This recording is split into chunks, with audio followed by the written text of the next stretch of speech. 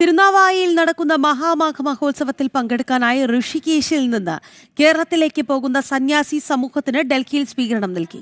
ഋഷികേശിൽ നിന്ന് പ്രത്യേക ട്രെയിനിൽ പോകുന്ന സന്യാസി സംഘത്തിന് നിസാമുദ്ദീൻ റെയിൽവേ സ്റ്റേഷനിലാണ് സ്വീകരണമൊരുക്കിയത്. ബിജെപി സംസ്ഥാന general secretary advocate S Suresh അടക്കം ഒട്ടേറെ പേർ ചടങ്ങിൽ പങ്കെടുത്തു.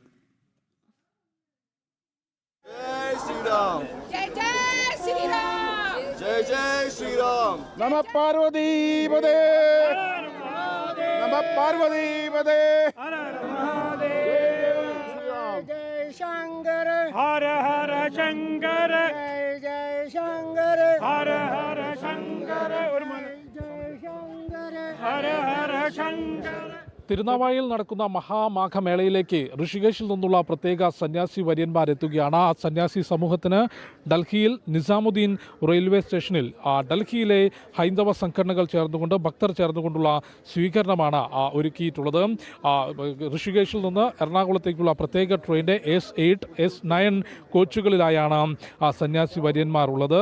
സ്വാമിമാർ വരുന്നുണ്ട്, ഓരോരുത്തരും ഓരോ ബോഗിലുണ്ട്. നമ്മൾ അവരെ ഡൽഹിയിൽ നിന്നുള്ള എല്ലാ സനാതനധർമ്മ വിശ്വാസികളും ഇവരെ നമ്മൾ ഇവിടെ ഹറമണിയിച്ചും അവരുടെ പൂജയെല്ലാം ഞങ്ങൾ ചെയ്ത് ഞങ്ങൾ അവരെ അനുഗ്രഹം വാങ്ങിച്ച് ഞങ്ങളിവിടെ നിൽക്കുകയാണ്. മലപ്പുറത്ത് തിരുനാവായിൽ നടക്കുന്ന ഈ മഹോത്സവം ഇന്ന് ലക്ഷക്കണക്കിന് ഭക്തരുടെ പ്രാതിനിധ്യം കൊണ്ട് രാജ്യത്ത് ആകെ തന്നെ ശ്രദ്ധേയമായി കഴിഞ്ഞ ദിവസം നരേന്ദ്രമോദിജി സർക്കാർ ശ്രീ അശ്വിനി വൈഷ്ണവിൻ്റെ പ്രത്യേക പരിശ്രമം, BJPയുടെ സംസ്ഥാന അധ്യക്ഷൻ ശ്രീ രാജീവ് ചന്ദ്രശേഖർ നടത്തിയ ഒരു റിക്വസ്റ്റിൻ്റെ അടിസ്ഥാനത്തിൽ ഒരു സ്പെഷ്യൽ ട്രെയിൻ, 2 സ്പെഷ്യൽ ട്രെയിനുകൾ അങ്ങോട്ടേക്ക് വിടാൻ തീരുമാനിച്ചു. അതിലൊരു ട്രെയിനാണ് ഇത്.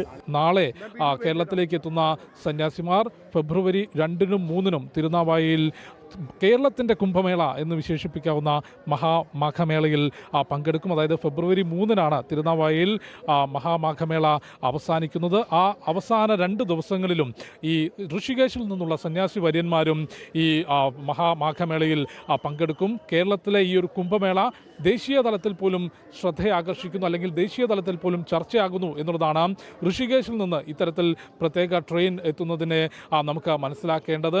കേരളത്തിൻ്റെ മണ്ണിലും തിരുനാവായയിലും നടക്കുന്ന ഈ മഹാമാഘമേള കേരളത്തിൻ്റെ കുംഭമേള എന്നറിയപ്പെട്ടുകൊണ്ട് ദേശീയ തലത്തിലും ശ്രദ്ധയാകർഷിക്കുകയാണ്. ഇതിനോടകം തന്നെ പങ്കെടുക്കുന്ന ഭക്തരുടെ തീർത്ഥാടകരുടെ എണ്ണം കൊണ്ട് തിരുനാവായയിലെ ഉത്സവം ദേശീയ ശ്രദ്ധ ആകർഷിച്ചു കഴിഞ്ഞു. ഇപ്പോൾ തിരുനാവായയിലേക്ക് പോകുന്ന സന്യാസി സമൂഹത്തിന് ഡൽഹിയിലെ ഹൈന്ദവ സമൂഹവും ഹൈന്ദവ സംഘടനകളും ഭക്തരും ചേർന്നുകൊണ്ടാണ് സ്വീകരണം നൽകിയിട്ടുള്ളത്. ഡൽഹിയിൽ നിന്നും ഉണ്ണി കെ വാര്യർക്കൊപ്പം ജിഷ്ണു കൃഷ്ണൻ, ജനം.